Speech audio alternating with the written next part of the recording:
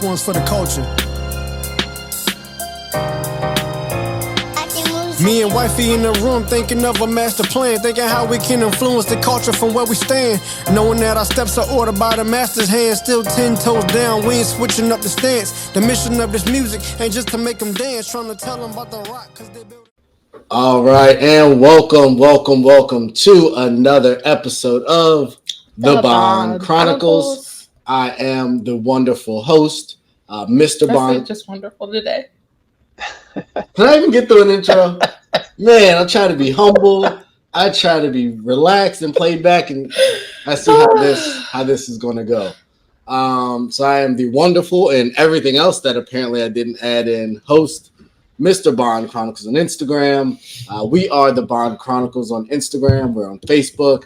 Continue to like, share, and subscribe on YouTube. And my lovely interjecting host is Mrs. Bond Chronicles on Instagram. Twitter is irrelevant.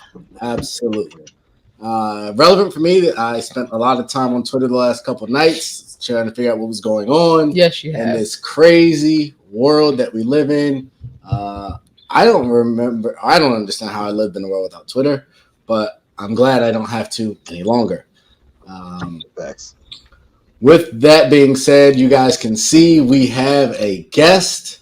We are honored. We are blessed. We are privileged to have Mr. Prince Predator. He's a rapper. He's a producer.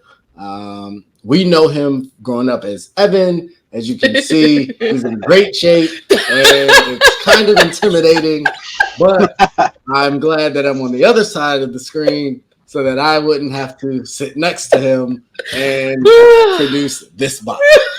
So thank you. Stop it. Come on now. Come on. You're good. Thank you so much for joining us. He looks like a real Spiderman, the way he's built and cut. I don't know if he can swing through the city or not, but man, it is a pleasure to have you, brother. Thank you. How you doing? I'm good, man. I'm chilling, just hanging in there, working on music and whatnot. So, what about you guys? We're good. Apparently, Ray's got some body goals going on right now that I was completely unaware of. You were not. You judged me on our last podcast. Nah, bro. Talked about changing my diet. No, I did not judge the you. Changes that I was going to try to make because I'm going to Vegas. I did not judge you. You know, I'm always encouraging of you getting to be a healthier, better version. Always of encouraging. You. Yeah, bro. Have you seen what you've been cooking?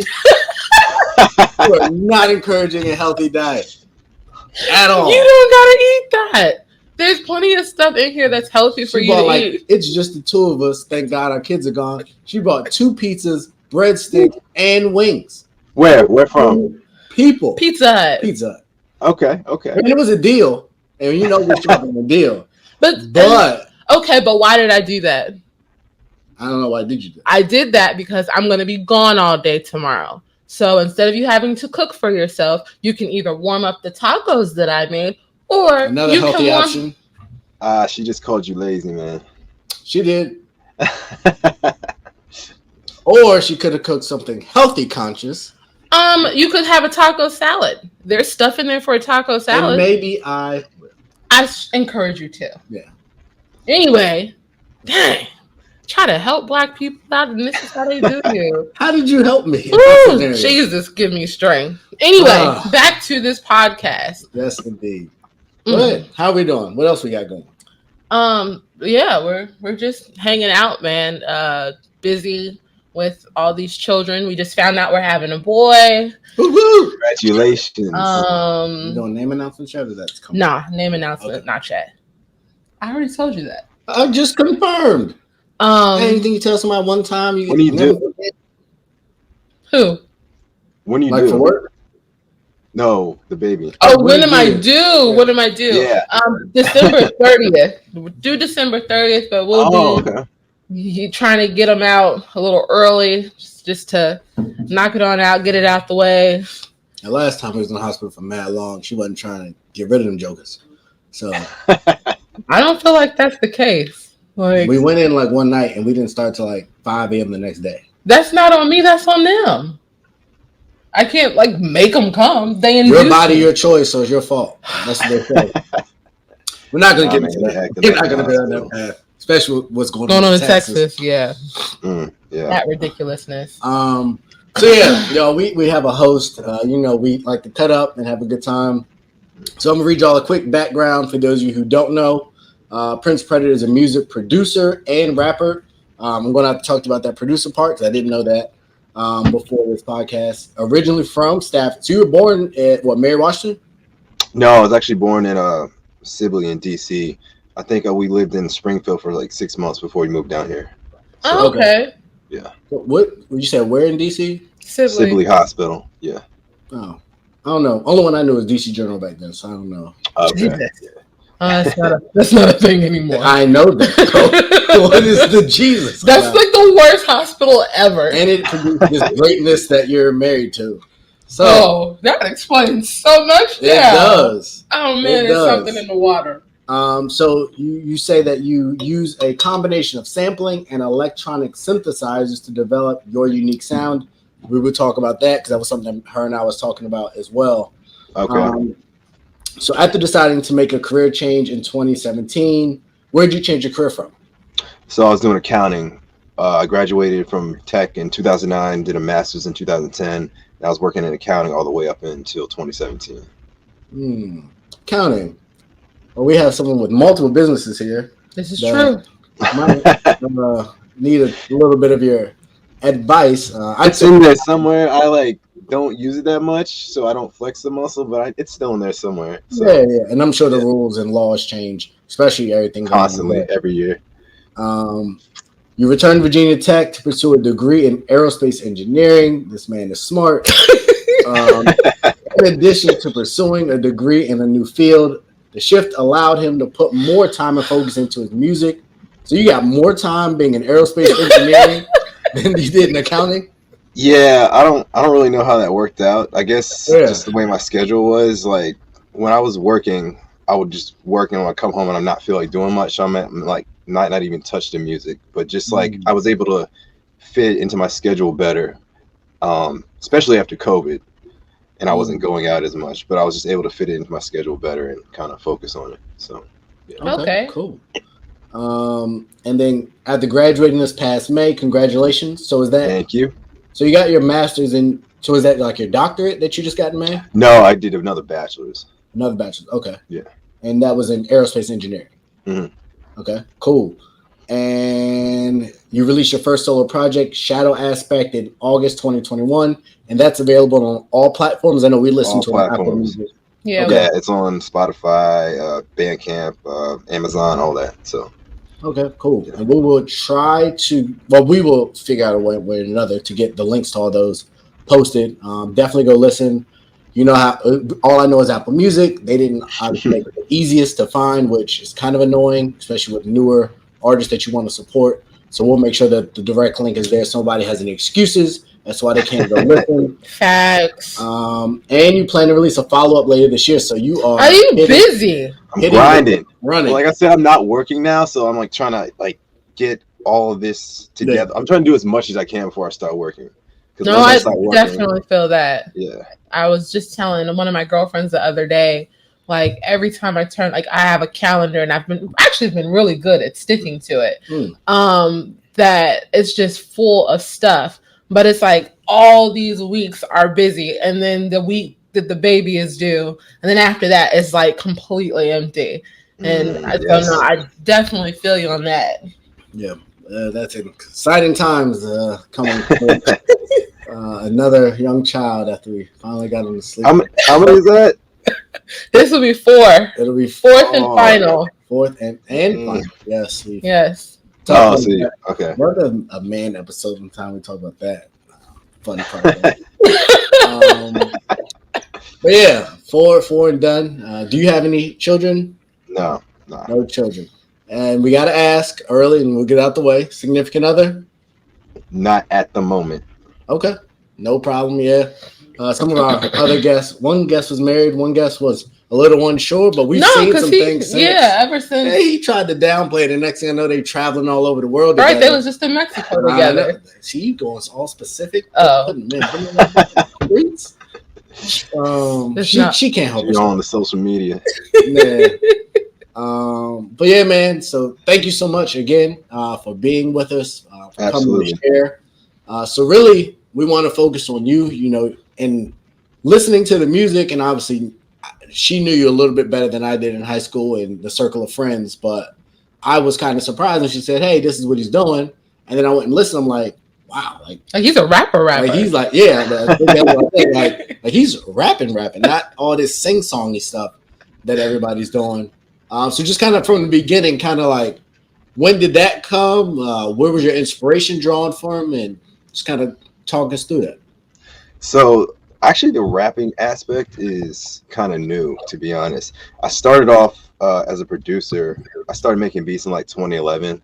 I just downloaded a cracked version of FL Studio, and kind of just went from there. I made something that so I downloaded FL Studio before, but like I just like deleted it because it sounded like trash.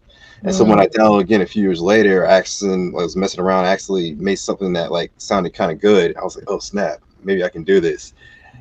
And it's funny, if I go back and listen to that now, it's absolute trash. All the stuff I made like in that era was bad, but like I just started kind of keep going with the beats, and I did the beats for like maybe 7 or 8 years before I actually started rapping.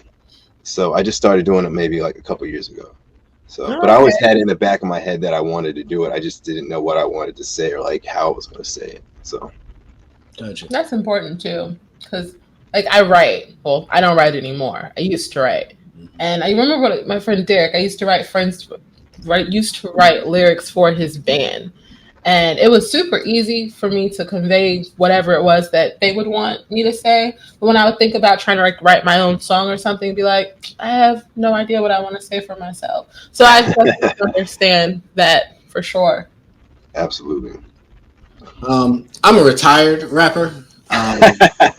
So my co-host here constantly tries to downplay my ability to spit hot fire and hard raw bars. But there was a time in my life when I used to get the crowd rocking. Sometimes it was in a church, sometimes it was in a park. But I knew that my time had run its course, so I got out of the game on a high. So with that kind of being said, I know you. This is crazy. It's so funny. Remember how supportive she said she was? Yeah, I don't think she believes you. So you said you kind of started. What made you kind of, if you don't mind, like what led you to even download the initial?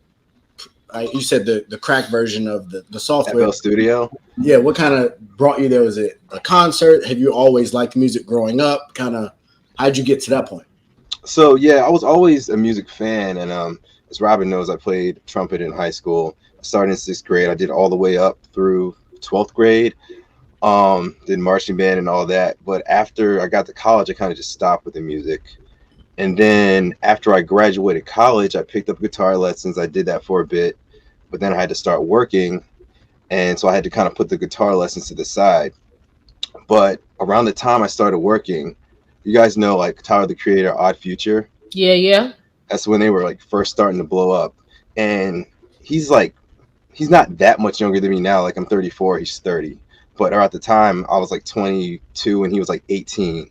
And so for me to like see this 18-year-old like leading this movement and just like coming out of nowhere and just doing all his own production, like all his own rapping, like that kind of inspired me to like feel like I can actually do this. So that was the kind of the impetus behind me like downloading FL Studio and just kind of starting to go off of it. Because like he wasn't the first like rapper that like I like was really like crazy about like that. It was Kanye, but Kanye is kind of like on another, like it wasn't as accessible when Kanye first came up. Yeah. So when Tyler came up, like it was more like software, easy to download and like get up all that stuff. So yeah, it was really Tyler that got me into it. Yeah, I was on the live stream I watched for Derek when he was inking maybe a week or so ago. There was another guy on there and he was talking about, I don't think he was using FL Studio, he's using something else, but he was talking about just how his evolution as making beats, but he's been doing it, I want to say maybe he said 10-ish years. But the difference between the software and stuff when you first started versus the stuff that's available and not super expensive now is way different, and it's way better, and it makes it a lot more accessible for people to get a laptop and, you know, figure out how to rip beats and sample music and really do a really great job of making their own stuff. And that's why like so many more people do it now, because it's just so easy to just like pick up your computer, download something, and just get going. Yeah. Cool. So that does answer the question definitely that I had, because when we listened to the album, we had the conversation, I think it was even today, where I was like, I was trying to almost put you in a box to try and figure out like, who are you like, or like where I felt like you would have got your inspiration from based on your sound. And I was like, I couldn't really picture that. And that's good. That's by design. Right. And so in hearing, you know, that Tyler was kind of an inspiration, and obviously he dropped an album this year. And so I've learned a little bit more about his story through the years. I've always known of him, and I know he, similar to Kanye and Cole and a couple artists, have like kind of that cultish following. Travis Scott's another one. So it's interesting to hear that, but it makes sense now hearing more of your sound and even the production that you have. For your album, did you produce a lot of your own stuff as well? I do all my own beats. So. Oh, wow. Yeah. That is incredible. That is incredible. I have messed with a beat machine. Like when we started this podcast, we were trying to look at GarageBand. We looked at a bunch of different platforms. We did look at a bunch of stuff. Nah. Yeah, we're not. It was not like we were trying to just figure out how to put like an air horn sound effect. Absolute failure. It was miserable.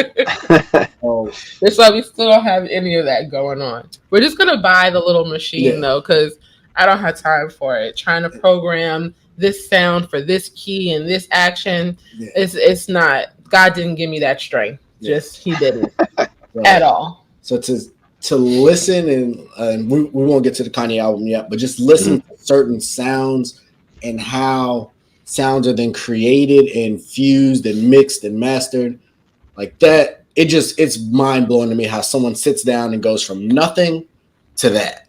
That's one of the things I love about it. Just like you're creating something just out of nothing. That's the way I feel about it. And so for you, typically, does it take longer to write for a song or to create the beat for a song? Right. It takes longer for me to write because I never really considered myself a writer. Like even in high school, like even though I was like kind of good at it, English was like one of my least favorite classes because I hated writing. So that is definitely the hardest aspect, and the one that kind of took me the longest to like get over the hump. After that, it was getting comfortable with my voice, which was also kind of difficult because I wasn't used to hearing myself on the mic, and I didn't think I had the right voice to like actually rap with. So I had to get over that hump too. But yeah, definitely the writing is the one thing that takes me the longest. The beats, I kind of just do that automatic now. Like when I was at school, I would chop up at least one sample a day, and I would do that like 6 days a week. And then on Friday, I would just compile them all together and make a beat out of each chop I did. So that's just something I do automatically. And then what ended up happening was I would just like pick my favorites out of there, or the ones that really struck my ear, and those are the ones that I ended up using for the project. So do you make beats for other people or just solely for yourself right now?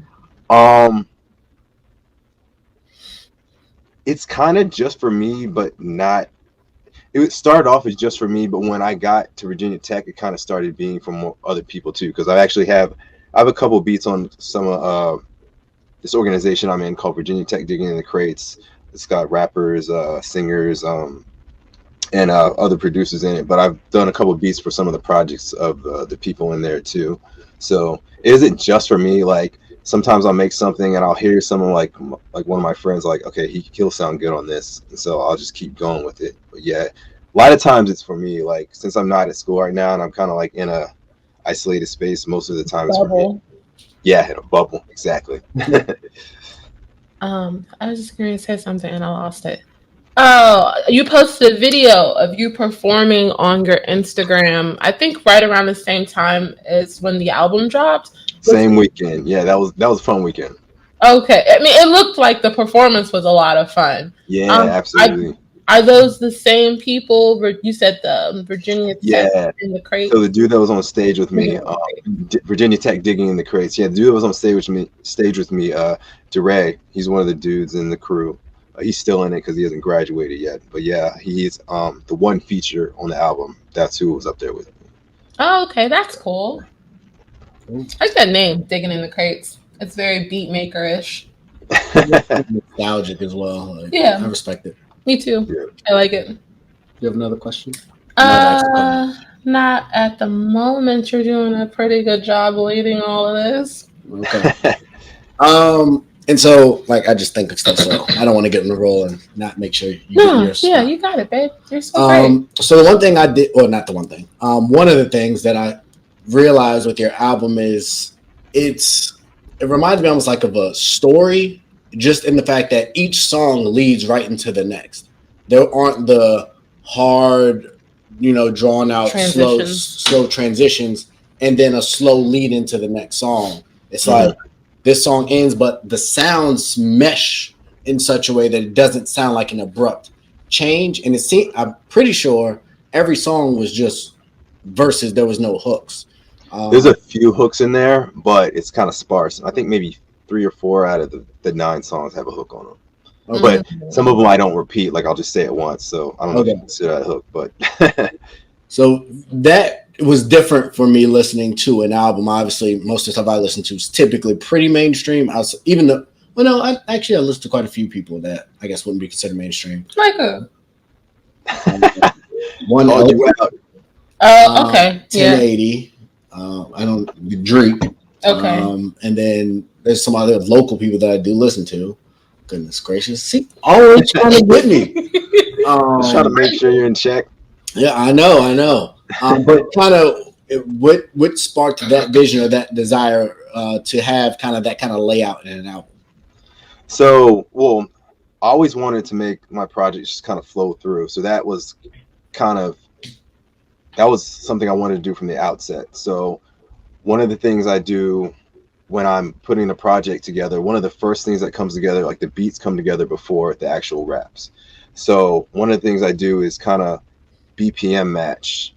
And that, for people that don't know music, that's beats per minute. So like to make it flow better, I put songs close together that have a close tempo. So like when they go into each other, it kind of sounds like you're kind of just rolling along. And then another thing I did in the mixing was if I ended the song on a word, then I would let that word reverberate into the next song. So like you can hear like it's almost like it's continuing. So the continuation aspect was definitely conscious. The not having hooks thing wasn't.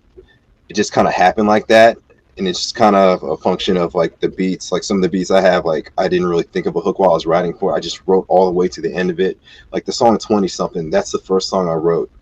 And once I came up with that first line of like by the skin of my teeth, I made it out of the week. Like it just kept going and I just flowed and I just wrote that. That was like the fastest I've ever written anything, but it just came out. And so yeah, it wasn't intentional. Like if I hear a hook or see a hook for a song or I made the beat with a spot for a hook, then I will write a hook for it. But if I don't really see it for that, then I'll just write all the way through it. Okay. No, I actually, it's surprising that was one of your first. You said that was your first song. That was one of my favorites on the album.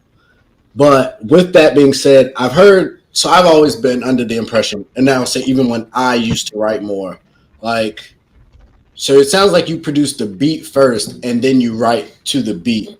Absolutely, yes. Okay, so I was the same way. I would rather hear the beat first and then go and write for that song. Right. So do you find yourself, because I watched a pull up with Lil Baby and Joe Budden, and in that he was saying he doesn't write. Like I know a lot of people say that they just write all the time. He was saying he waits until somebody sends him a song or sends him a beat for a feature, and then he writes specific to that song in like an hour or two, and then that's what you get. Which to me, considering his success and I believe his content, I think, is pretty incredible. But it Yeah. makes sense that a lot of times when I've heard him rap on people's songs, it's very well tailored to that song. Right. Do you find yourself writing outside of when you're looking to record, or do you typically only write when it's time to kind of record music?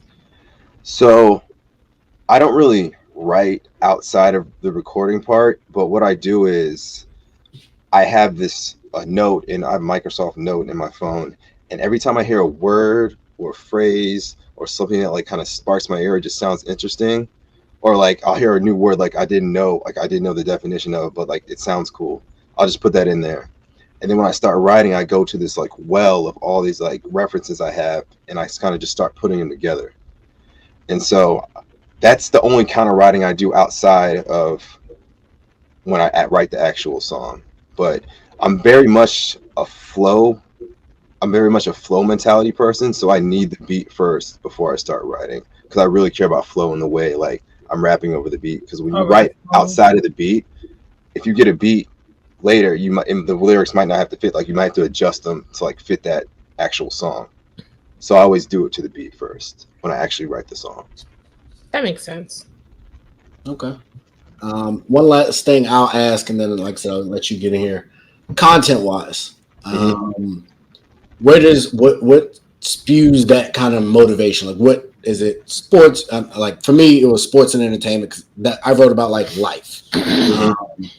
I never killed anyone, thank God. So I didn't talk about killing. It's good to know. So like for you, where does that, when you go to sit down and write, do you reflect on like your day? Do you reflect on like currently where you are in life? Do you focus on like projecting of what you want life to be? Kind of like, what is that process when it comes to writing and how you come up with your content? With what you do? Yeah, so for this particular project, it's so weird because it feels like it almost wrote itself. Like I never really sat down and said, I'm gonna write a song about this. I'm gonna write a song about this. Like the idea just like kind of came to me and I just went with it. But when I got through a few songs, I realized I was kind of circling around a similar theme. So that's where the shadow aspect thing comes from. That's actually a psychology idea about like the unconscious parts of your personality that you don't really acknowledge because they're kind of less desirable.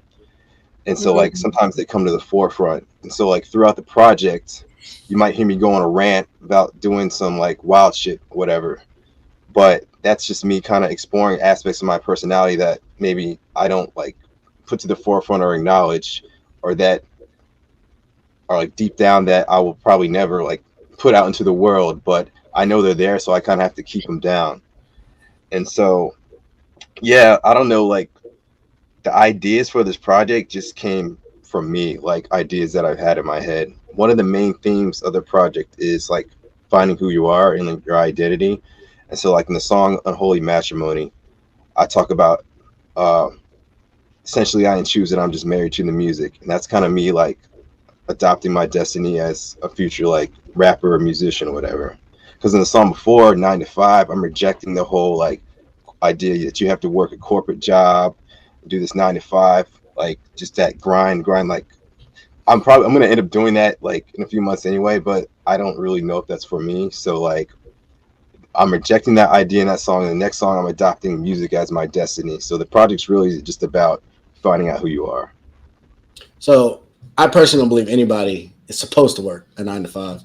I agree with that. I've worked on my whole life for the most part, and they suck. I don't know anyone that works a 9 to 5 that just wakes up and says, it. Yes, I'm going to go do a 9 to 5 or 8 to 4 or 6 to 2 in this area. But, and one more thing. So like, like I just like talking to creative people. Like I'm not super creative and like, I'm not. I think everybody's creative. Not everybody chooses to like delve into it. Harness it. Yeah. Like she made like a headband hat thing today.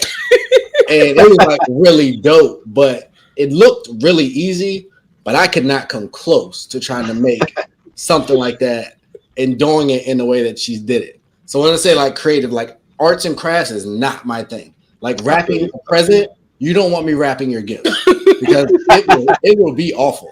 And I accept that. But you can learn that. You can learn that. That's what I tell him all the time. This doesn't want to wrap gifts at Christmas. He don't. I don't. You are 100% right. But I like talking to people, that are creators. And so what I found, and I've done, like I said, I've written, I've rapped, I've done acting, I've been in plays, I've done drama, and a lot of that. And then even with this podcast, for me, it's really an outlet for me to be me instead of absolutely. When you go to your 9 to 5 and you got to be this guy. When you're in school, you got to be this guy or this girl. When you're around certain people, you got to put on a facade or persona of who you are. So do you find Prince Predator is more Evan than the Evan that most people get to know? Or is that a separate person, or like Beyonce as an alter ego from who you actually are? 100%. Yeah, I definitely think it's like the thing you just said about you having to put on a facade, like anywhere you go outside of like maybe your home. Like I think about that all the time. Like I think I don't know if I wrote a song about that, but yeah, that's something that's always in the back of my head. So yeah, Prince Predator to me is just like me all the way to the max. And so like when this project, I said like that is about kind of finding like my identity and like who I am. The next one that I'm releasing later, that's me like fully harnessing that and just like going all the way with it. So yeah, I agree. That's absolutely what it is. Cool. Good. Is it my turn now? I say get it. You better get out. Nah, it's cool that you bring up the one where you're talking about the 9 to 5 and then the following song. I'm sorry, I don't remember the names to all the songs. That's cool. I don't know the names of any songs I listen to anymore because I just put on Spotify and just let it play. So. Right. Because those two resonated with me the most. As a creative, I guess, as Ray would put it. Like I remember when I decided that I didn't want to work the 9 to 5 anymore. That I was going to pursue the hair thing, when I decided I was going to do all these other things that I just thought about doing. But I also remember the conversations that I had with people when I did say that, well, I'm not going to work this type of job. I don't care how much money I make. I'm just going to do me. Like those conversations did not go over very well. Mostly because, especially at the time, like I had Courtney. And so I was a single mom. And so everybody's like, you got to make sure you can take care of your kid. And I'm like, that's all going to work itself out. Like, we're going to be straight. But I just could not see myself sitting behind somebody's desk for the rest of my life. Like, I couldn't. So when you made the decision to go ahead and just jump into pursuing music, like, did you talk to people about it first? Or did you just kind of like, boom, here's my album. Y'all do what you're going to do with it? I'll say no, because I haven't necessarily made the choice to pursue music like 100% yet. Like I'm kind of in the process of it, because like I said, just me like getting into rapping is just it's a recent development. So I didn't even know like I could do this. Like it's been the last couple of years is me being like having realized a lot of things about myself that I didn't know I could do. So I'm still like in the process in my head of trying to figure out a way of maybe getting out. So I haven't had conversations with any people specifically about that, but it might be somewhere down the road. Okay, that's cool. Like I understand that, because like this podcast, like we tell people it was born of COVID and us being at home talking and all of that. But in reality, we both really I know I really like people. I'm a big people person. No, you wouldn't say so? Yeah.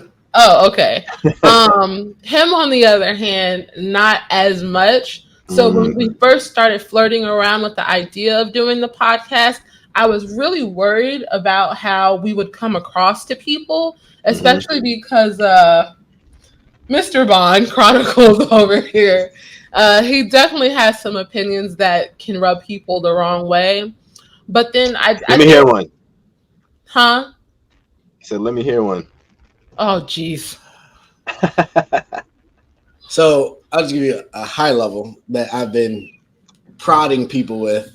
So Texas recently passed a law banning abortion. I think it's like 6 weeks. This is where you're going to go? Yeah. Who wants a hot take? It's a relevant opinion. So my response to a lot of women who keep saying, I see this post all the time. A man can't tell a woman what to do with her body. So my response to that is, well, how can the government tell me and force me to get a vaccine? And so if it's my body and we have the choice to choose what we do with our own bodies, then why are you guys bullying people into getting vaccines that there's a bunch of science that is unsure about? So a lot of people, obviously, if you're an anti-vax, you're like the antichrist in this country. And I'm not necessarily anti-vax, but I just think there's a lot of problems around the way it's been pushed and the way it's been incentivized for people. And this is not a COVID podcast, so I will leave it there. But those are the kind of things I'm willing to say to people to upset the apple cart, so to speak. So that high level, that's cool. Like, because we're pretty in step with that sort of thought process. That's not where I thought you were going with that and the Texas thing. Like, that's why I said, this is where you're going to go for this opinion. You never know what I'm going to say. Exactly. You never know what he's going to say. And my biggest fear was that, no, I'm serious. Like, my biggest fear was like, well, we have family and friends and, you know, people who watch this podcast. I'm just like, yo, my folks are going to think I'm married like some crazy person.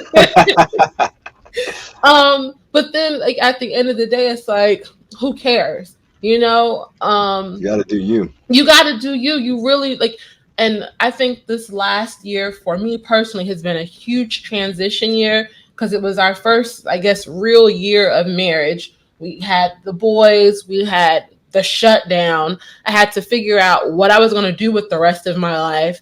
And it's just like, there's all these little things that you hold on, I guess, that you hold on to because people have expectations of you. And it's just like, at some point you have to let that stuff go and really just start to live out the things that you want to do. Because, like, I can tell you 100%, like, I'm so much happier now, like, pursuing my fashion line, pursuing this podcast, doing all the things that I want to do versus had I just stuck with what people wanted me to do. So I definitely take my hat off to you because one, music is a hard space to be in as a creative. Like, I'm not, I wouldn't say I'm not good with critique, but when it's like your baby and you love it and it's something that you put all the work into, you know, like, listening to people like tear it apart can be like, well, nobody asked you anything anyway. So I think that's one of the things that made it easier for me is I was always just making music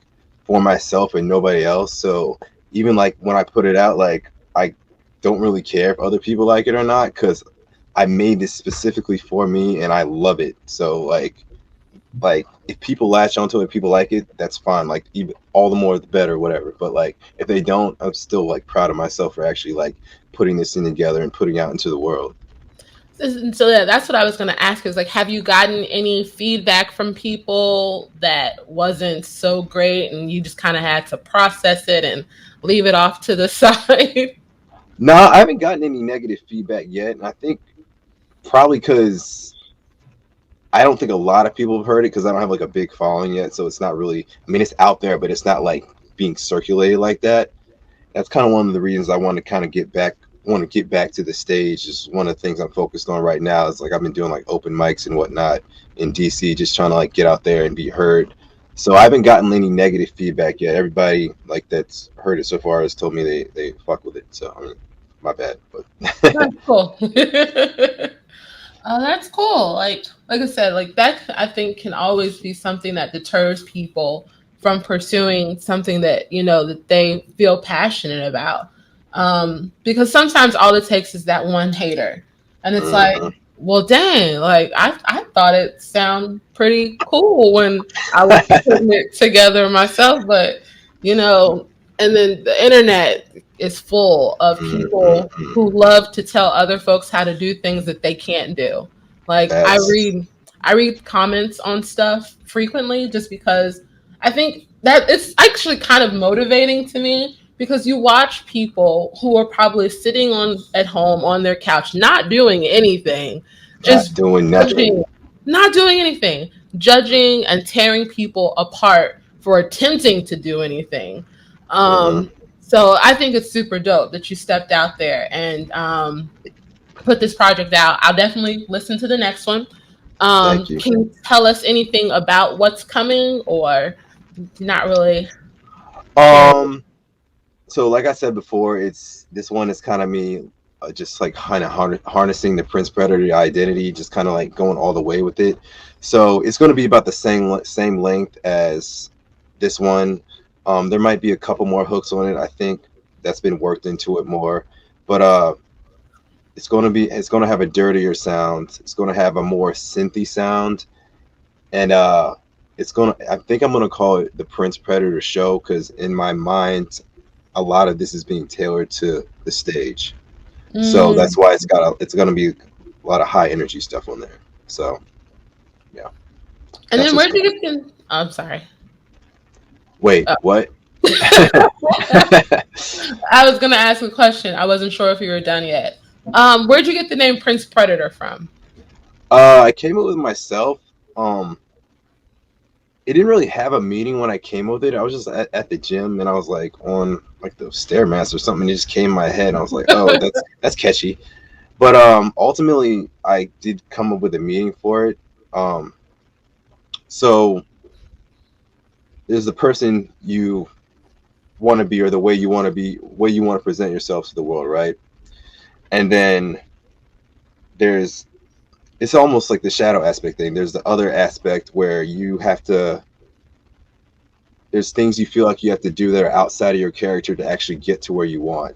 So the Prince aspect is the part of yourself that you put out to the world that you want them, the way you want people to see you. The Predator aspect is the mentality you have to adopt to actually get to where you want to go. So it's not necessarily a bad thing.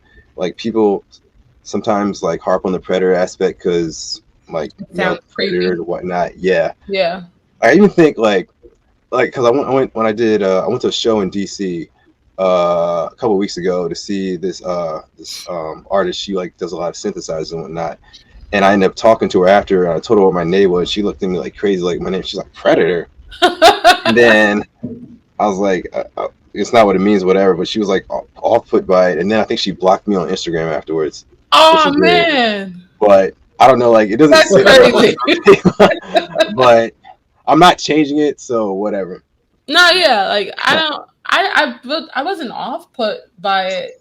No. Like when I saw it, I think because I don't remember what your Instagram name was before, and then it just popped up on my feed randomly, and it's like, who is Prince? I don't follow nobody named Predator, and then I go and I'm just like, oh wait, this is Evan. Wait a second, Evan raps now? And I was telling him, I was just like, Evan put out an album. And he's like, who's Evan? I was like, from high school. And he's like, oh, he's a rapper? I'm like, yeah, I guess so. New to me too, so. Yeah. But it wasn't off-putting to me. See, that's people thinking too deep. Like, yeah, and all the stuff that's out there now with the Me Too and whatnot, it's probably whatever. It's whatever. In people's heads. But it is what it is. Anything? Man, moving right along. I got plenty. So we do have you, and I think it's only right as an artist to ask, because we've had an episode where we talked about our rap top fives. So you've kind of talked about some of your inspiration, but off the top of your head, present day, all things included, and we're going rapper, not lyricist. So commercial success matters. Not just your ability to pen. Your ability to perform matters. So who do you have in your rap top five? Preferably like you mean that are out right now or of all time? No, just period. All time? Notorious B.I.G., Jay-Z, personally, Pusha T. Okay. Ghostface Killer. Okay, that's four. Right? What would I put at five? I might actually put LP from Run the Jewels in there. He has a distinct, like, dystopian lyrical style that just like really resonates with me. Like, I don't know what he's talking about half the time, but it sounds dope. So yeah. I will say that is one of the more unique top fives I've heard, but I understand. Obviously, everybody had, well, not everybody. I think everybody has Jay-Z. Most people have Biggie. Ghostface, a lot of people, is another one of those kind of cult following people, Wu-Tang and everything that they represent. So I definitely get that. And then the others, I can understand for you personally. With that, I think we talked off mic about initially, or you mentioned Kanye as far as not having access to his stuff early. And I think it's not necessarily not having access. He was just like, it's like making music wasn't as accessible when he was like blowing up as well. Oh, I got what you're saying. One of us is listening. So with that, kind of obviously everybody progresses. He's 40 plus years old now. When you look at his progression, were you a fan of his growing up when he was younger? It seemed like you kind of were. You didn't put him in your top five. So has your perception on him changed or evolved at all, or kind of your thoughts on Kanye? My perception has changed. I don't like to say I stand stuff because I don't, because I think that mentality is kind of corny. But like, if I were to say I was a stan of any artist, it would have been him, at least up until like 2016-ish. So like the way he progressed, like the way his sound changed, that was probably one of my biggest inspirations. Like even Yeezus isn't like my top 2 of Kanye albums, just because the way he like switched up his sonic like soundscape just really like inspired me. So I feel like, I don't want to say he peaked there, but nothing he's released after that has been as good to me. Like Life of Pablo was kind of, it had some joints on it, but as an overall album to me, it was just kind of all over the place. Like it didn't feel as cohesive as anything before that. And then Ye was whatever to me. Like it had some joints on it, but I wasn't really messing with it. But like throughout, when his music started to get bad was also when, or not bad, not as good. Really his music wasn't as good to me. It was also when he was like doing the Trump stuff. And that really just didn't sit well with me. Like from the guy that was like, George Bush doesn't care about black people, and now he's just like riding on the train with this red hat asshole. Like, and it just feels like he's completely disconnected like from the people now. And like, so it's just hard for me. Like, I still mess with his old stuff all the time, but it's hard for me to get into his new stuff. I just like don't really check for him anymore like that. So it's a personal thing. I know a lot of people don't like, because when I went for one of the first funny things, when I first went to Tech, I actually joined the Kanye Club. Oh man! Wow, it's like it's one of, I don't know why they had that there, but I went to like this big like fest at the beginning of the semester where all these like organizations were there, and they had the Kanye Club, and so I joined that. But ultimately, it's really just a bunch of like white kids that are like really like stans of Kanye, so it's kind of awkward. But I'm still in the group chat, so I can like see all the stuff they're saying, and like I can just tell like nothing he ever does will ever change their opinion of him, which is fine. But like it just doesn't, like where he is right now doesn't like sit well with me, or doesn't make me want to listen to his music, I guess. I'm sure he still got some joints on what's it called? Donda. Yeah. So couple things. I would say if you have reservations about his production ability. Oh, I don't have any reservations about his production ability. I'm just saying, like the music he's making isn't as good. And 2016, the Trump era stuff, I think Donda could be refreshing for you in a different way. Okay. But it's not cohesive to me in that I think the concept and the content is very abstract. So it comes off as, to me, if you're not listening, it sounds like songs are all over the place. And to me, it's not if you're listening to what's being talked about. Okay. And so you're saying it's like cohesive thematically, not necessarily sonically? Is that what you're saying? To me. But I think the songs are still amazingly put together. Like I've heard Masterpiece, Angelic, like it's, for me, I related to somebody, and I'm giving a little bit more of my Kanye take than I wanted. But for me, when I first saw Avatar in the theater, Like, I've seen movies in The theater. the 3D movie. Yeah.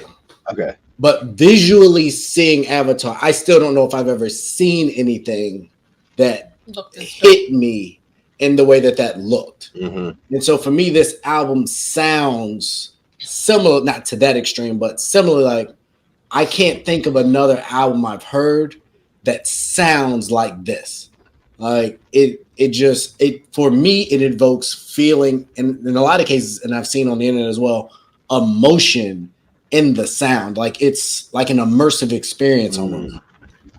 Good. No, where would you rank it in your like Kanye rankings? I might be too early for that, but yeah. So when it comes to where I would necessarily rank it in relation to everything else, it's different in that he's evolved so much. Like for me, Graduation is like a top 5 album like ever for me. Like I love it. I can listen to it today, start to finish.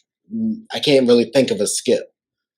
But because of where, and I believe because that was kind of the backpack college music-ish era, and I was in that age group. So now that I'm older, I'm a family man. I've been through a divorce. I've had kids. I'm a lot more involved in church. Me, obviously, Kanye's a billionaire and his life's very different. But we have other parallels now that if the message he was sending then probably isn't as relevant as the message he's sending now. Right. For me, one of the biggest things when it comes to music is we love music. Like, we love music. But we have kids, and I think it's really important, the message and the wording and the environment you put your kids in. So I try to be cognizant of that. And him making music at this level of quality that I can play around my kids puts him in a different tier because very few artists can do that. Like the last album is, it's all edited. There's not an explicit version. It's clean, right? Yeah. Right. So for me, that makes, I can get in the car and push shuffle, and it's a dope album. So there's not really a concern that whack songs don't come on. But I also don't have to worry about songs I played back in the past that I didn't remember what they were saying. And then I'm in the car with my kids and they start saying stuff. And I'm like, oh, I forgot that was in there. Like, I remember all the words, but it didn't. And then she just looks at me like, and so for me, it elevates it because I've always had the belief that gospel, or really Christian rap, and the genre's changed, I always felt was a more difficult genre than just regular rap. Because you have to produce, one, you don't have the typical backing. Two, you have to produce content at a level that's comparable to what everyone else is playing because you're competing for those ears. Right. But you also have to keep it churchy enough and clean enough, or the church, for better or for worse, will crucify you when you start stepping over lines, and Kirk Franklin dealt with that early on. So I think to be able to thrive in that with no radio play, with a lot of times no backing, but to still put forth dope content that people that may not relate to going to church every Sunday, I think that bar is higher. And so listening to people as they were working with Kanye on the last 2 albums, specifically like Griselda and Conway the Machine was saying, I went out there to work with him, and it was hard. Like, we didn't smoke drink. Like, I had to just write off. And he said he was struggling. He was about to leave. And Kanye sat him down and was like, hey, like, you can do this. Kind of pep talked him. And his verse is actually pretty dope on the album. And then the way he brought out and kind of talking, and I know I'm talking a lot, but the combination that he had with him now and Drake. And so the conversation we had, it was an argument, is that Drake put people in position to succeed. And he put the songs, the melody, everything, the flow, made it easy for people to just be themselves. Kanye forced people on this album to elevate their game. Like, he added a DaBaby verse after DaBaby was canceled and all that other stuff. And that was the best DaBaby verse I've ever heard. I would have to agree. Like, from him, it's a pretty solid verse, and he'd be saying some off the wall stuff. We saw the video for his last single. I can't think of the name of it. It was a lot. But like, I saw the clip of it on Instagram, and I was like, oh no, I gotta go watch this whole thing like on a big screen. And like the opening scene is him going up into a church and shooting a guy in his casket. Like, who does that? And then he spit. He spit on him. Yeah, he spit on him. The preacher, I think, started shooting. The preacher. Like, it was just insane crazy video. And so for someone like that to be on Kanye's album One and then give the verse that he gave generally, I think was just really, really, really great. But to your point, like the Kanye, like I love Kanye. I wasn't a huge fan of Life of Pablo. Like you said, there were a few songs on there, and I was just like, I really liked Ye, and I really liked Yeezus. And then when he was like, I'm going gospel, I'm like, okay, yeah, Kanye, you okay, we'll see how that goes. Right, and when Jesus is King came out, I was like, dang, okay, Kanye, I see you. You got the Jesus on you and the walking, and it sounds good. But I know that Donda has been in production for years. Like he's been trying to make this album for years. And to Ray's point, like when you're just listening to it off the top, like not really critical of the lyrics, like the sound, like whatever feeling he was trying to convey in the music, it's 100% there. Like how you said your next album, your the thought process is it's going to be, you're thinking about how it's going to sound when you're on stage performing it. I think Kanye, that was super prevalent in his mind when he was making it, how he wanted people to feel when they heard the beats and heard all the different elements of the music. And then when you go back and you listen to the lyrics, it's like, oh, this makes sense. Like, this makes a lot of sense. Like, I had this whole debate with this girl earlier today. Like, and I was telling him, it was like, people cancel other people over their political opinions and all this. Like, that stuff doesn't matter to me. You talk to me about music and then I'll decide if I want to keep you in my life or not. And her opinion on the album, I was like, I don't think I can have a conversation with you because what you're saying just does not make sense. So we're not like telling you go listen to the album. No, I'm telling you. I definitely didn't. I didn't cancel Kanye. I just don't really check for him anymore. So like when he drops something, I'm like, oh, Kanye dropped something. It's not like, it doesn't give me the same like feeling it used to. Like, it's funny you brought up Griselda because that's almost in terms of new music, that's one of the only things I really listen to that I'm checking for now. Just like Benny, West Side Gun, Conway, like all that. That's like the main thing I check for. So that almost makes me want to go and at least go hear what he did on that album just to see like how he switched it up to be on a gospel album. But yeah, I guess my thing is like there's so much like stuff out there now, like it's really hard to listen to everything. So like if there's something you're not really checking for, you don't want to hear, like you don't have to. You don't have to. You really don't. No, you got unless you listen to the radio. Like, so Drake came out on Friday and we were gonna stay up. I guess we did. We stayed up being up until midnight so we could listen to it, but then like it was 2 a.m. It didn't come out. He was like, nah, that's good, you got it. And so he started playing it like first thing Friday morning, and like I'm listening to it upstairs and I'm just like, oh yeah, this sounds like Drake. Like, this is definitely a Drake album. And then I made breakfast, came downstairs, made breakfast, and I'm sitting there listening to it, and I was just disappointed because there was so much hype around the album. There's always Drake is all hype. That's what it is. Drake is hype. All hype. And like I'm listening to the album and like the whole certified lover boy thing, like I'm so over. I'm not gonna say it's trash. Because I think it was trash. Actually, the cover was trash. Like the one with the babies and all that. They're always that way. They do what they're supposed to do. They do. From an internet standpoint, he's figured that part out. Yeah, that he's a master of that. Yeah, so that part's to me genius, but the actual artwork was stupid. But I'm listening to it, like hands down, Jay's verse on one of the songs is my favorite part of the album because Jay just delivered a deliciously just old. That verse is nasty. Deliciously, yeah, it was a good verse. Okay. It's delectable. It was Okay. like because he went downstairs and I'm listening because I'm in the I went kitchen. to work just for clarity. I didn't just go downstairs. I went You to went work. downstairs to do like laundry or something. I got you. But I'm standing in the kitchen doing something and I'm listening to the words and I'm like, hold on, let me go rewind this and run this back a little bit. Yeah, I came back upstairs. She's like, Did you hear the Jaybird? I was like, kind of. She's like, you might want to run that back. Yeah. But other than that, I was completely unimpressed by everything else on the album. Like it just wasn't giving what I thought it was supposed to give.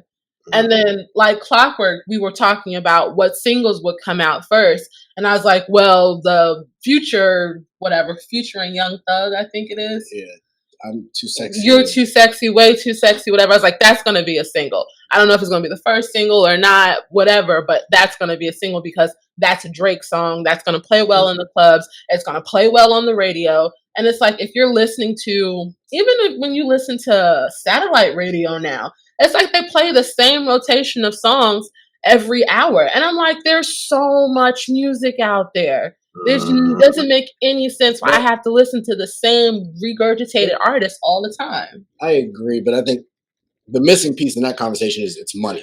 Yeah, like, for sure. They're being paid to play all that stuff over and over. Right. So I think, and that's been the case for ever. And I think that's a lot of the reason why the radio died. And streaming became so popular and moved so quickly because people's like, I'm sick of hearing the same 10 songs. Like 106 in Park is the radio all day, every day. And so I agree with you that there's way more music, and Joe and them was talking about that in their pod. Was like when new stuff comes up, and even like in your example, I'm literally searching your name and stuff ain't coming up. And the guy that does our intro for our podcast, we were literally searching his name and it wouldn't come up. So God forbid if you drop something new, the likelihood that it would come out of you, like you got to pay to be in those spots. And that's the part of music that really sucks. That's not fair. Yeah. And it's really screwed up. Right. That there's that many roadblocks. But to bring it full circle, I would say it's probably top 3 for me in Kanye albums. I know there's a long road to get there. I forgot to even ask that. Man, I was just kind of biding my time to get back. But yeah, I would say it's top 3. I have Graduation, definitely 1. And I would probably go College Dropout 2 for me. And and then this would be 3, and then My Beautiful Dark Twist, whatever that. My Beautiful Dark Twisted Fantasy. Yeah, will probably be 4. Okay. But yeah, because of all that it entails, like for where I'm at in life, it speaks to me, and I think that's the great thing about music is it can be personal, and I really, really appreciated that. But I would suggest if you get some time, it sounds like you had a little bit in between your gym sesh. Go ahead and check it out. Actually, it's probably a good album to work out to, like the beats and everything. Like I could imagine going. It's motivating. A few of those songs. Like I said, we can double back. I would just like to hear like how it makes you feel, and it's really weird and it sounds corny, but it just makes you feel a certain type of way. And that's not new to Kanye, but it was just different for me. Right. Not sure. It's definitely a feeling that this album. The feeling thing is definitely a part of the Kanye experience. Because I remember the first time I heard Flashing Lights. Like you know how people say like, you know where you were when you first were like when 9/11 happened or something. I know where I was when I first heard Flashing Lights because I never heard a rap song like that before. I was at a party. I was out the first time I heard. Like Flashing Lights is still one of those songs that you can put on and like it's just that is a great choice in the realm of this conversation. Yeah. That would go great on this album. So that's interesting you say that. No, yeah. What you said. Yeah. There's something else? I don't think so. I think that's everything. Okay. So, and then just for clarity, so you're not gonna listen to Drake at all? Nah, I checked out at Views. I'm with you. One of the things, or I guess the thing about me with Drake is, so I guess this is kind of the way I listen to music. I'm a big album listener. I don't really listen to like singles. Like I like to listen to projects all the way through. Yeah. And after Views, that was when I realized he was never gonna like do a project that I really just messed with all the way through. Cause I've never been a big fan of like the R&B aspect of him. Like I like when he raps and when he goes in. Yeah. But when he does You like would hate this album. Yeah, don't listen to it. I mean, it's called Certified Lover Boy. But So but then that's the crazy part about it. Like it's called Certified Lover Boy, but there really aren't any songs on there that are specifically geared towards women. Like he's talking about women and his relationships and how screwed up his relationships are he's with still women. doing that? Yeah, but that's Drake. Like Drake is That's in Drake. his bag. Like if and that's what I say. Like this album, he's definitely in his bag. He stays in his lane. He knows what works for him. So he's gonna keep doing what works for him. But the problem is, like, it's so basic. And I am so tired of listening to him try to sing. Like, like I just can't take it anymore. Are you a rapper? Because if you're a rapper, stop this crap. Just stop it. And if you want to sing, bro, go get some singing lessons. Or, have somebody fix your voice on the album because I know that they do that. Like, just get it together. Figure it out. Because you can't keep dangling the greatest rapper, blah, blah, blah, in front of me. And I listen to your album and I'm waiting for good lyrics and I don't hear none. Sorry. This is a little rant. Like, I'm so over it. Great. I got. No, I was 100% on board with all that. So the last thing before we let you go, I see a lot of Spider-Man there. Two things. Okay. Who's your favorite Spider-Man? Who played him? And two, have you seen the new trailer and do you like it? Yeah. Okay. So I have a special affinity for every single one of them, but I think I think my favorite has got to be Andrew Garfield. Just the way he played Spider-Man, Really? like that. Those movies get a lot of like hate just because they weren't that great. I agree. Like when I watched the Amazing Spider-Man, like I actually watched them this past weekend, both of them, and the first one's kind of boring. I actually really like the second one, but the way Garfield plays Spider-Man, like his swagger and charisma, like in the suit, is like to me is like impeccable. So he's my favorite Spider-Man. Toby, since he's the one that kind of like really when the movie, I actually really got in Spider-Man when the Toby movies came out. So he's like the OG to me. So like I always love him. And then Tom Holland, he's like somewhere in the middle. Like, but he's still like he plays the role very well. So I don't like dislike him, but like, Garfield is my favorite Spider-Man. So trailer, yes, I saw it. I'm extremely excited for the movie. When that pumpkin bomb fell, I like shrieked because like that took me right back to the first Spider-Man movie. But I'm really excited to see what they do because like all the rumors about like how Garfield and Maguire are supposed to be in it, and all they're bringing back all these characters from the different universes. Like I can't wait to see what they do with it. See, yeah, that's why I'm excited to see it. Like I think it's really cool how they brought in Doctor Strange, that aspect into the movie. I mean, obviously it makes sense because they're in the same time period, and I guess in the comic books. Well, let me not go there. They're in the same time period in the movies, in the same city, and given everything that they foreshadowed to go on, it makes a lot of sense that would be the character that they add into the movies. I've also heard them tease that we might get Miles Morales in this movie, so I'm super. I'll lose my shit. Like, yeah, I'm super excited to see this. Personally, wait. So, who's y'all's favorite Spider-Man? I like Tom Holland the most. Okay, I do. If Spider-Man 3 never existed, it would Tobey Maguire by a landslide.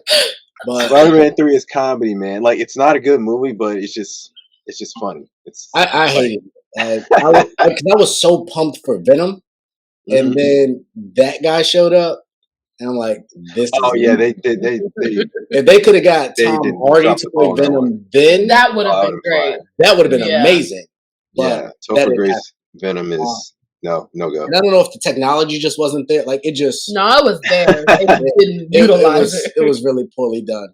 It was. Toby, for me, the nostalgia. I'm just kind of that guy. I like people at the beginning of their lives typically more than at the end. Tom, I don't. I don't dislike my. It's just hard to get in. Like I don't like whiny guys. Like I don't know if you ever. That's why I don't like Drake. Exactly. Like I don't know if you ever watched Breaking Bad. Jimmy. Breaking Bad's like top 2 of my favorite shows. See, and like we can't get with that. Whoever I can't remember the guys. Both of them were really. There was a ton. You're talking about Walter and Jesse. Brian. No, he wasn't super whiny, but he was kind of whiny. His wife was the most whiny. Oh, Skylar, yeah. Right? So it was a bunch of whiny characters. Like I don't like whiny people. And not your cup of tea. Tom hasn't based up enough yet for me. So how he doesn't even have any bass in his voice yet. Like the problem. Like Toby didn't either, and Spiderman doesn't. Oh, yeah, Toby. Yeah, Toby. Yeah, but Toby it was still just different. He was so emo. Like it got on my nerves. Yeah, the Peter Parker aspect, I'll admit, wasn't done the best. Like, but I don't watch it for that. I watch it for when he's Spider-Man. Yeah, for sure. True enough. So that's me. So Spider-Man, Iron Man are my 2 favorites. Okay. I'm not a huge Doctor Strange fan, so I'm going to watch this new movie. But that part, I wouldn't say it was off-putting, but it was like coming from Iron Man and Spider-Man and their union. And obviously, I loved Robert Downey as Iron Man, so it's going to be a big change for me that I don't always like. Change to stuff I really like, but I'm going to watch it. I'm going to give it its shot, and I believe Marvel. I trust Marvel will make it do what it's going to do. But yeah, we'll see what happens. Now I feel that because I mean the magic aspect of Marvel is one part of it that I haven't always been that into, and it seems like they're bringing that all the way to the forefront, at least for Phase 4. So I'm kind of getting into it. Like I watched the WandaVision, which I actually liked a lot. The most of it. We didn't finish it. Okay. Not for any particular reason. What? Not for any particular reason. Oh, no, you just like, I mean, there's so much stuff out there now. Like, you just pick up stuff, you drop stuff, and then whatever. Yeah, I thought WandaVision was good. What else did I just watch? I can't remember. Yeah, like, they're going, like, all the way in on the magic stuff now. So I'm going to see, like, we'll see where that goes. I know I've heard, like, I don't know if you guys are familiar. It's X-Men, so obviously people are familiar. For the new Wakanda Forever movie, that they might bring Storm's character in. I've heard that. I've heard that, so like I'm super excited if that's the case. Because I feel like a lot of people don't know anything about the background of Storm. Aurora Monroe is her actual name, and she's from a neighboring country, made-up country near Wakanda. But obviously she's like magical in her own way. I haven't been super interested in the 10 Rings, 12 Rings. Shanghai. The Shang-Chi movie. Yeah, I think that just came out today, didn't it? Yeah. Friday. It came out on Friday. Isn't it Friday? Is it not Friday? We air on Mondays. Oh, I mean, now it's Friday, but then okay. It's okay. It's cool. We've done it plenty of times. So, but that is interesting that you brought that up. I hadn't even put 2 and 2 together, seeing as how they're bringing all those different elements into the new Marvel universe to push us into the future. Gotta love the future. I'm good. So again, thank you so much, Evan. Prince Predator album in your phones right now. Absolutely. Shadow Aspect. Tell the people where they can find it, where they can find you. So Shadow Aspect is on all streaming platforms: Spotify, Apple Music, Amazon. It's also on Bandcamp if you're feeling particularly generous. It's only $10, and it comes with all the beats that I made for the album, plus all the covers and a lyric booklet. And yeah, you can find me on IG at Prince underscore Predator. I think it's going across the screen a couple times. And then there it is. Twitter at Prince underscore Predito. That's PREDITO, because somebody had stolen my name already. So. Cool. Well, again, thank you so much. We went through the stealing of names on social media as well. We know how that goes. There's a couple Bond Chronicles that at first was taking our shine, but thanks to our people, we got our subscribers up. I'm pretty sure we're the first search that comes up. Okay, that's what's up. Yeah. We're growing, steadily growing, man. We're climbing up that mountain, and we're going to take the heads off once we get to the top. I feel that. I'm waiting. I'm watching. Sounds violent. You choose violence all the time.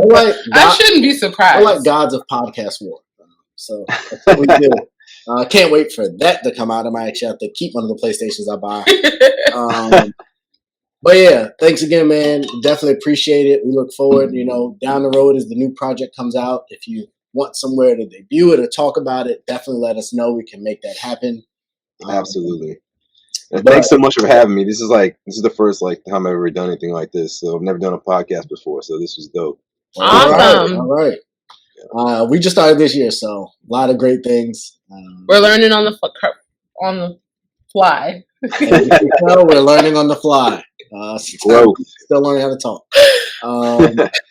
It's okay. We love you anyway. Do the outro, bro. Just do the outro. So as y'all know, in life, things happen. You have the power to choose what you do. Choose wisely.